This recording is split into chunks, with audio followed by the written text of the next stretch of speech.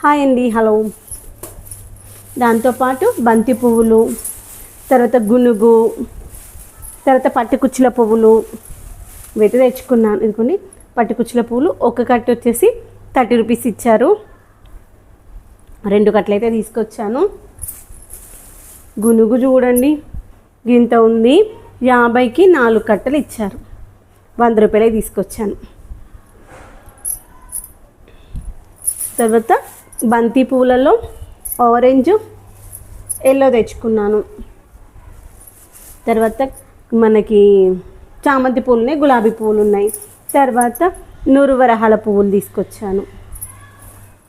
ఇప్పుడైతే చేద్దాము. నేను మన ఇంట్లో కింద ప్లేస్ ఉంటే అక్కడ గుమ్మడి చెట్టు పెట్టుకున్నాను, గుమ్మడి విత్తనాలు పెట్టుకున్నాను. మన బతుకమ్మ పండుగ వరకు గుమ్మడాకు వస్తాయి. అవి ఇప్పుడు స్టార్ట్ అయింది, అసలు ఇంతే వచ్చింది. అందుకని కొన్ని ఆకులు అయితే తెంపుకొచ్చాను. మనం చిన్న బతుకమ్మ చేసేటప్పుడు దానికి ఉండాలి కదా అనేసి కొన్ని అయితే తీసుకొచ్చాను అనమాట. ముందుగానైతే మనము బతుకమ్మని స్టార్ట్ చేస్తాము. ఫ్రెండ్స్, మీరు బతుకమ్మ చేయడం అయిపోయిందా? కామెంట్ సెక్షన్ చెప్పడం మర్చిపోవద్దు. బతుకమ్మ స్టార్ట్ చేసే ముందుగా మనం ఏ ప్లేట్లో తయారు చేయాలి కూడా మా ప్లేట్ నీట్గా శుద్ధి చేసుకొని టూర్ చేసుకొని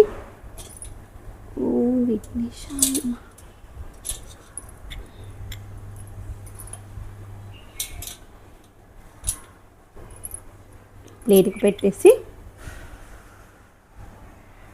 తర్వాత మనం పెట్టుకోవాలి. ఫస్ట్ ఏంటంటే మనము కింద దారం అయితే వేసుకోవాలి.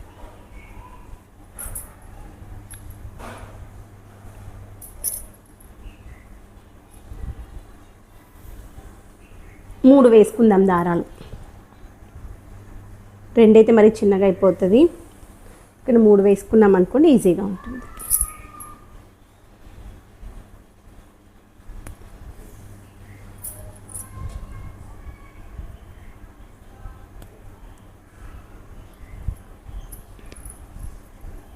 ఇంకొని మధ్యలో వచ్చేలాగా చూసి వేసుకోవాలి.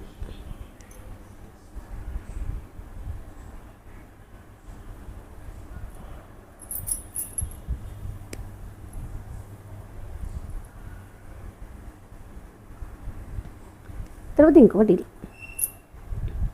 గాలి వస్తుందిగా, ఫ్యాన్ చిన్ననే పెట్టాను అయినా గాలి వస్తుంది. చిను ఇంకోటి ఇలా ఆకులు వేసేసుకొని సిజర్స్ ఇవా ప్లీజ్, సిజర్స్ తీసుకోవడం మర్చిపోయాను, సారీ డిస్టర్బ్ చేసినందుకు. సిజర్స్ తీసుకుందాం అనుకున్నాను, మర్చిపోయాను. ఒక్కోసారి అంతే కదా, అన్నీ తీసుకున్నాం అనుకుంటాం కానీ ఏదో ఒకటి మర్చిపోతాం.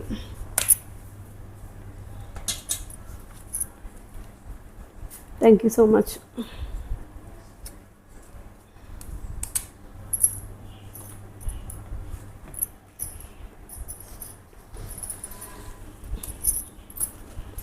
యాక్చువల్గా అయితే గుమ్మడి ఆకులు వేసుకొని పేర్చుకుంటారు, కానీ మనకు సిటీలలో గుమ్మడి ఆకులు దొరకడం కష్టం కదా.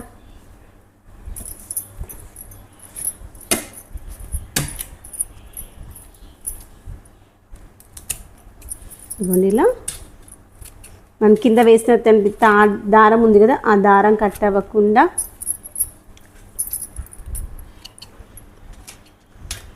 మన ప్లేట్ ఎంత సైజు ఉందో మన ప్లేట్ సైజులో ఆకులు అయితే నీట్గా కట్ చేసుకోవాలి. చిన్న ఒకసారి ట్యాంక్ నిండిందేమో చెక్ చేయవా? ట్యాంక్ నిండిందేమో చెక్ చేయు, ట్యాంక్ నిండిందేమో చెక్ చేయు.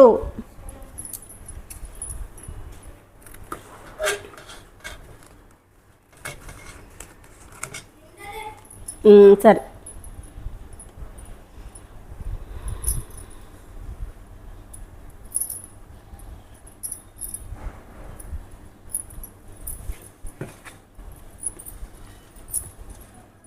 ఇప్పుడు దారాలన్నిటినీ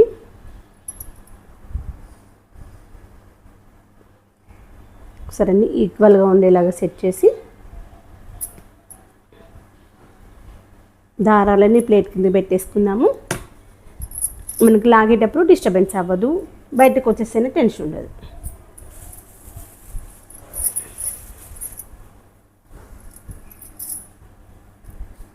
ఇంకోటి దీంతోనేమో చిన్న బతుకమ్మ, అదేమో పెద్ద బతుకమ్మ, డిఫరెన్స్ కొంచెమే ఉంటుంది.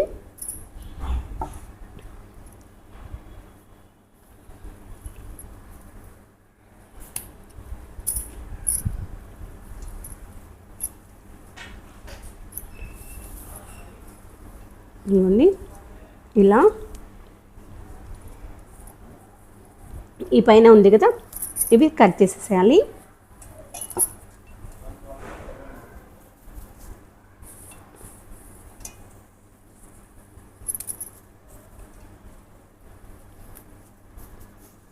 ఇవి పాడేయకండి, వాటిని మనము ఇంకా నెక్స్ట్ రౌండ్కు మళ్ళీ ఇలా రివర్స్లో పెట్టుకొచ్చుకోవచ్చు.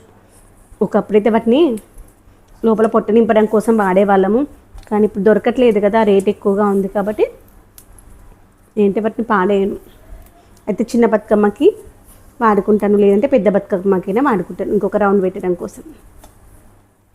ఇప్పుడు మొత్తం కొనుక్కొచ్చిన దాన్ని ఒక్క కట్టలాగా వాడేవాళ్ళం తెలుసా మేము చిన్నగా ఉన్నప్పుడు మా ఊర్లోనైతే. ఇప్పుడు అదే చాలా రేట్ పెరిగిపోయింది.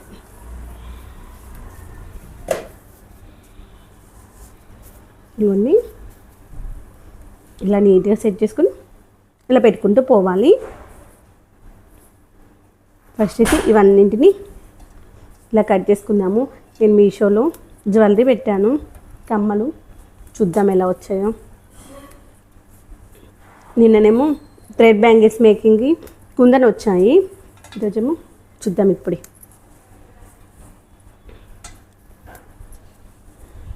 ఇప్పుడున్నటువంటి రేట్లకి మన బంగారం ఏం కొనేటట్టుందని చెప్పండి. డబ్బులు ఉన్నోళ్ళంటే కొనవచ్చు, నాలంటలు కొనడం కష్టం కదా, మిడిల్ క్లాస్ ఫ్యామిలీస్. అందుకని నేనైతే అలా ఆర్డర్ పెట్టేసుకున్నాను. దీన్ని ఇలానే ఇట్లా పక్కన పెట్టేసుకుందాము. ఇదిగో లెచ్చలుగా వీటిని ఇలా సెట్ చేసుకుంటూ పోవాలి. చూడండి, ఇప్పుడు నేను తీసుకున్నది ఏ మూలకు రాదు, ఒక్కొక్కటే పెట్టుకుంటూ పోవాలి మనం, అంత సన్నగా ఉంది.